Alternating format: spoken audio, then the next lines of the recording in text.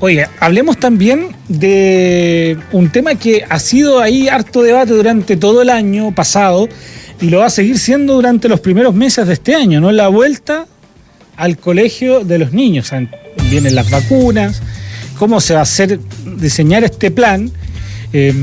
Sabemos que esto ha afectado a los niños, tanto física como mentalmente, porque están imposibilitados de ir al colegio, ya que según estudios recientes ha aumentado su estrés y también la obesidad infantil.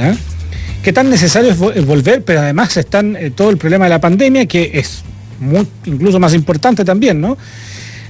Conversemos de este tema con Valesca Ananías, directora clínica del Centro Neurocognitivo Infanto Juvenil Psicoeduca. ¿Qué tal, Valesca? ¿Cómo estás? Bienvenida a La Hora de la Radio.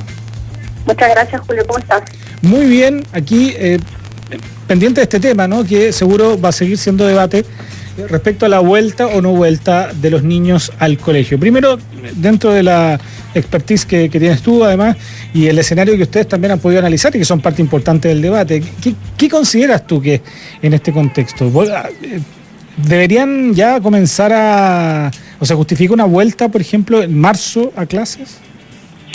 Mira, Julio, la verdad es que esa pregunta ha sido una interrogante controversial, incierta durante todo el 2020 y sin duda nos acompaña en este año, ¿no es cierto?, en el cual estamos especulando esto de volver a clases o no volver. Y la verdad es que las cifras hoy día del coronavirus no son muy alentadoras y claro, desde el punto de vista más sanitario y desde el punto de vista de la pandemia, uno podría pensar y decir, efectivamente, no se recomienda o no es recomendable que los niños y estudiantes o niños y jóvenes, ¿no es cierto?, retomen sus actividades escolares. Sin embargo, cuando el análisis uno lo hace un poquito más profundo y se va a los aspectos más emocionales, más psicológicos del ser humano, uno puede darse cuenta que efectivamente hoy día hay evidencia empírica que nos dice que el aislamiento social, la falta de el contacto físico, social, emocional con otros pares, con otras personas, genera un daño y yo diría, una salud mental altísima en términos como emocional más adelante. Incluso, Julio, hay datos en los que la soledad del niño genera 9 años después una salud mental probablemente relacionada con una depresión en los jóvenes más grandes sobre todo. Entonces uno dice, bueno, efectivamente el coronavirus estamos en condiciones de ir, no necesariamente, pero por otro lado, si uno mira el impacto que esto tiene en los niños y en los adolescentes, puede ser un costo mucho más alto en términos psicológicos y emocionales, Julio. Oye, ¿y cómo se puede hacer frente a este? Porque ya es algo que ocurrió, digamos, o sea, un año entero prácticamente de pérdida de clases, y vamos encaminados quizás no al año entero, pero sí a una parte importante. ¿Cómo poder hacer frente a un problema que tampoco se puede evitar porque estamos en medio de una pandemia? Entonces ahí hay como dos choques de urgencias, digamos, pero una prima por sobre la otra, es evidente. ¿Qué se puede hacer ahí? Lo que pasa, Julio, es que yo siento que la sociedad en realidad a veces no ha entendido el rol fundamental y prioritario que tiene la escuela como institución dentro de la formación del ser humano, en donde muchas veces, Julio, la escuela o el colegio pasa a ser una entidad protectora de la salud mental. Hoy día estamos con altos índices de obesidad infantil, ¿no es cierto?, de depresión, de otro tipo de, yo diría, trastornos, ¿no es cierto?, que son del área de salud mental, por este aislamiento y encierro. Entonces uno dice, bueno, ¿cómo lo hacemos?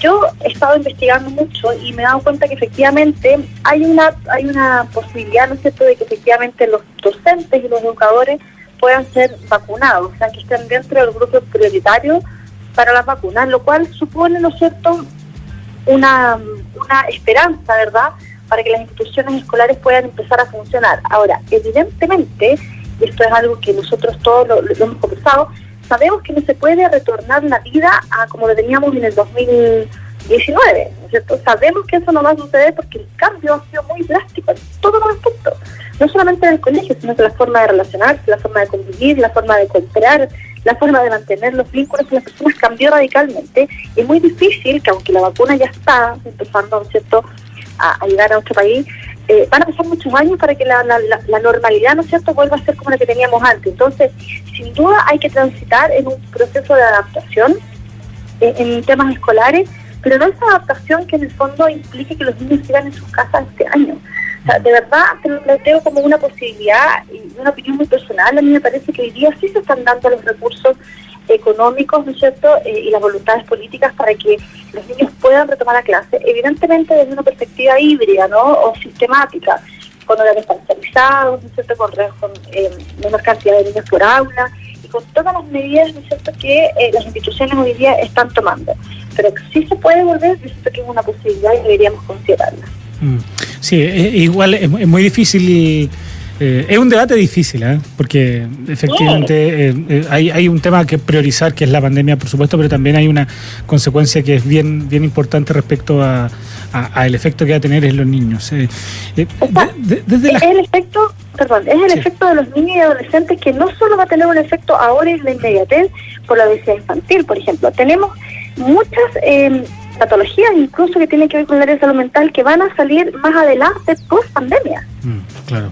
Sí, y mientras más encierro, mientras más confinamiento, mientras más nos alejemos del entorno social, entendiendo por supuesto lo que significa eso, tenemos mayores proyecciones de tener niños con trastornos del sueño, trastornos conductuales, trastornos de ansiedad, depresión, obesidad, etcétera. Sí.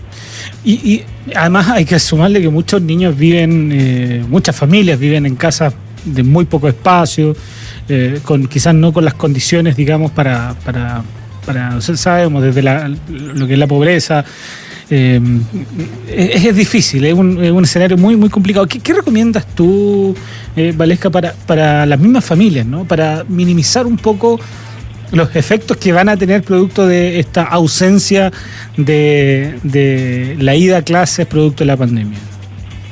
La verdad es que las recomendaciones que uno da no siempre son para toda la gente, porque obviamente la familia que tiene un mayor acceso a la tecnología, que tiene mayor espacio en su casa y que tiene otro tipo de recursos, ¿verdad?, puede perfectamente quizás mantenerse en un sistema de educación a distancia en el cual los padres puedan acompañar, y me parece muy bien.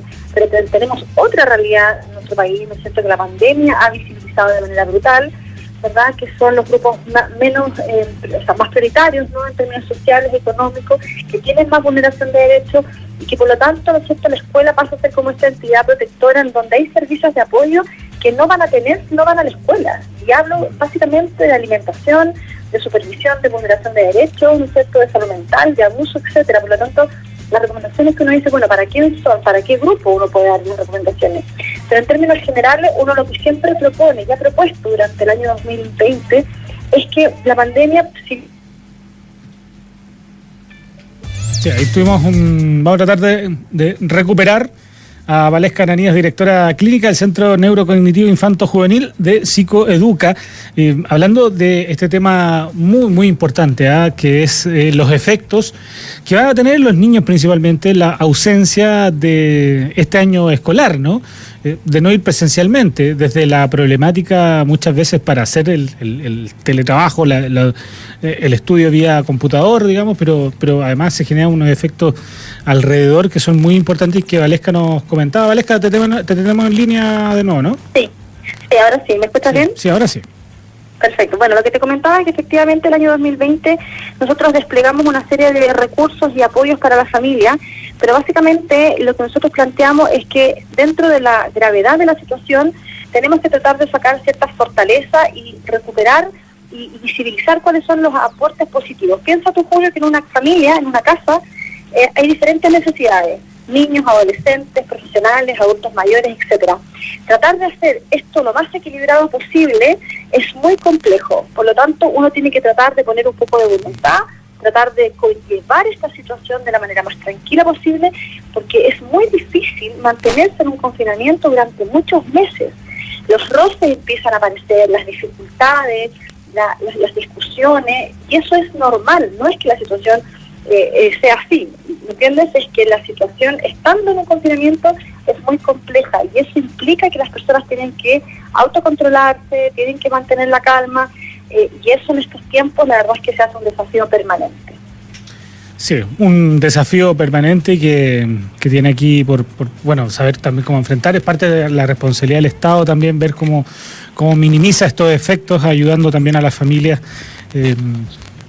sobre todo por todos estos efectos que tú nos comentabas, Valesca, que va a tener lamentablemente esta ausencia de los niños en el colegio. Un interesante tema que no hay que dejar ahí, porque... Ya lo vemos, Julio, lo estamos viendo. Incluso imagínate que la Academia Estadounidense de Pediatría está señalando la importancia de que los niños y jóvenes puedan retomar a clase. Sería un tema mundial en el fondo. Así es. Valesca, un gran tema que nos trajiste ahora para conversar de esta tarde. Valesca Ananías, directora clínica del Centro Neurocognitivo Infanto Juvenil de Psicoeduca. Muchas gracias por esta conversación. Te mando un abrazo grande. Gracias, Julio, a ti. Un abrazo. Que estés muy bien. Un tema ahí bien importante, que estuvimos aquí para conversar respecto a lo que está pasando con los niños, ¿no? Principalmente afectados producto de estas otras externalidades de la pandemia. Tantas, ¿no?